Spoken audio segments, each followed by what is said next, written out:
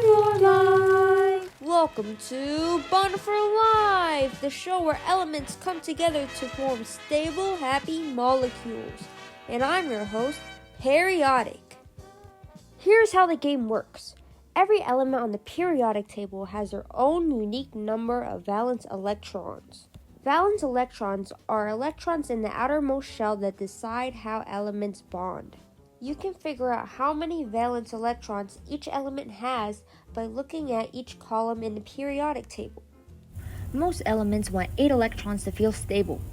That's called the octet rule. However, there are some exceptions, which we will get into in a sec. So let's bring out our first guest. Oxygen. Oxygen has 6 valence electrons. I am looking for partners to bond with to help me reach my octet today.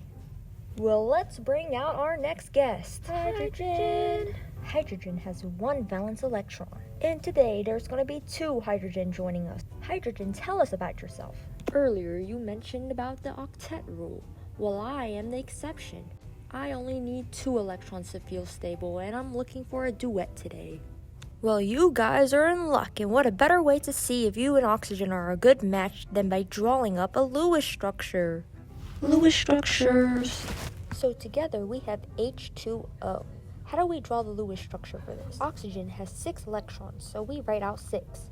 And hydrogen has 1, but since there's 2 hydrogens, we times that by 2. Then we have 8 electrons in total if we add them up. First, we put hydrogens on each side of the oxygen. Oxygen is in the center because it can hold more bonds than hydrogen. In Lewis structures, the least electronegative atom usually goes in the center. But in this case, oxygen is actually more electronegative than hydrogen.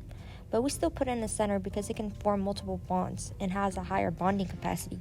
Next, we form single bonds between oxygen and hydrogen. Each bond uses 2 electrons, so 2 bonds uses 4 electrons. And since we had 8 total electrons, we can just split up whatever's left, which is 4 remaining electrons. Hydrogen is now happy with 2 electrons each, and oxygen now has 8 electrons. Check it out, that's a fully bonded stable molecule, and a completed Lewis dot structure. And that, folks, is how elements bond to form stable molecules. Join us next time on Bonding for Life.